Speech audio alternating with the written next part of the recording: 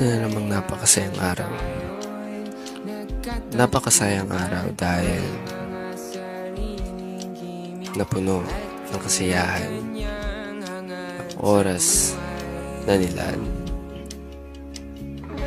Oras na punong-puno, kasiyahan, kantahan, ng kung anong trip magawa.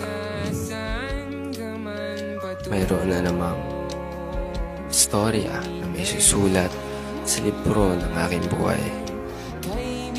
At ito ay tatatak bilang aking alaala na kahit sa kaunting panahon na kami nakita-kita, naramdaman ko agad yung tunay na saya.